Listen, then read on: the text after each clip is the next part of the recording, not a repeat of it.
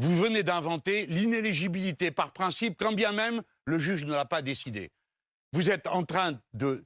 Là, vous avez savouré, vous auriez pu le présenter. Non. Vous mentez quand vous dites que ça s'est imposé à vous. Non, parce que vous auriez pu me prévenir qu'on allait en parler ce soir. Premièrement, vous avez voulu me prendre par défaut en espérant qu'après Vous- l'usure d'une si longue séance avec vous, Pas du tout, Jean-Luc épuisé que Mélenchon. je surréagirai.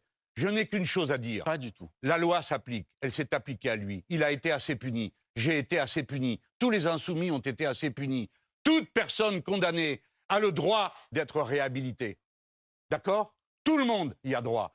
Il n'a pas été condamné à l'inéligibilité. Il fait donc son travail de député. Sinon, hypocrite que vous êtes, vous viendriez me demander dans une prochaine émission comment ça se fait. Il ne fait pas son travail de député. Que ne démissionne-t-il pas? Jean-Luc Mélenchon, première chose. Non, attendez, Jean-Luc Mélenchon. Foutez-nous la paix. Premièrement, nous avons le droit je ne d'être prends respectés. aucun plaisir là-dedans. Si, aucun plaisir. si, sinon, non, vous monsieur. n'auriez pas laissé Aucun plaisir là-dedans. ce garçon le visage non, monsieur défait à Mélenchon. l'écran. Deuxièmement, Si, vous savez très bien ça vous plaît. que cette scène-là est venue perturber les débats. Et troisièmement, perturber vous les savez débats. très bien Et que vous n'avez rien à dire sur le sujet. Vous savez très bien que la prise de parole d'Adrien Quatennens perturbe aussi le groupe de la NUPES et fait débat dans le groupe de la NUPES. Que c'est un fait politique. C'est ça que vous voulez faire. Vous refusez, ça fait des mois que ça dure. de voir que c'est un fait politique aussi, Jean-Luc Mélenchon. Vous passez votre temps à ça. Non. Ce que vous espérez, c'est trouver le moyen de diviser les insoumis entre eux. Et vous y venez. Ça vous a plu de le montrer comme ça? Pas du tout. Il a souffert comme un damné ce soir-là à prendre la parole. Et est-ce que vous savez, monsieur le faiseur de morale, que deux personnes sont intervenues?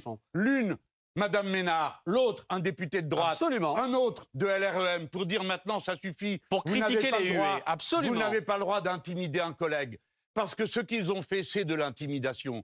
Je parle fort, je parle de tout mon cœur. Je sais très bien que tout le monde n'est pas d'accord avec moi. Mais moi, je ne changerai pas de principe pour faire plaisir à je ne sais quelle opinion fugace qui méprise les principes de la République. Parce que mépriser qu'une peine est une peine, c'est mépriser la République elle-même. Si vous voulez revenir à l'ancien régime, si vous voulez revenir à la peine de péché mortel, faites-le, mais ce sera sans moi. Cette fois-ci, comme toutes les autres. Que ce soit pour un des miens ou pour quelqu'un d'autre. Pour l'un quelconque des milliers de prisonniers qu'il y a aujourd'hui, qui eux vont en prison, je dis, quand ils ont purgé leur peine, ils ont le droit qu'on leur reconnaisse que leur peine est purgée. Eh bien lui, il est condamné. Il a purgé sa peine. Il est en train de la purger. Maintenant, ça suffit. Foutez-lui la paix. Lâchez-nous. Laissez-nous faire de la politique. Arrêtez de venir sans arrêt pour voir s'il n'y a pas moyen que deux insoumis s'engueulent entre eux. Le groupe insoumis a pris une décision. Lui, pas moi, je n'y étais pas. Ils ont pris cette décision. Elle s'applique. Le mouvement insoumis, en 4 jours, à la demande d'Adrien Quatennens, a cessé d'être le coordinateur. Qu'est-ce que vous voulez de plus? Il a donné une gifle, il l'a reconnu. Vous savez ce que vous êtes en train d'inventer? Autrefois, on disait, faute avouée, à demi pardonné. Maintenant, faute avouée, jamais pardonné. Voilà le recul qui aura été fait. Tout le monde saura que dire la vérité, c'est nuire à sa propre situation. Ce garçon n'a jamais, un seul jour de sa vie, renié les principes auxquels il croit, notamment contre les violences. Alors vous êtes parfait.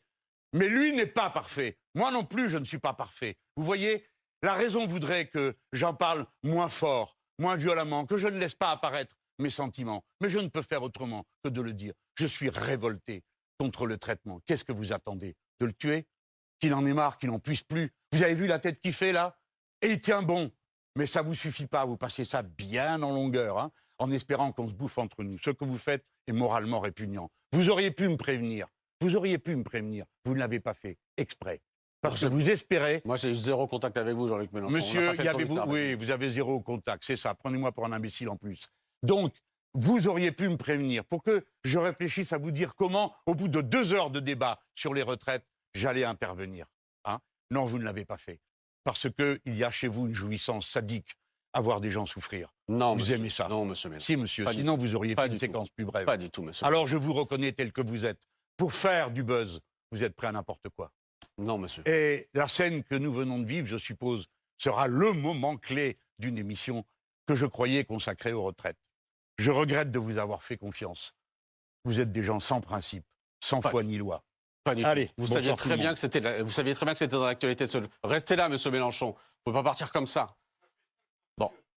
Voilà, c'est la fin de cette émission.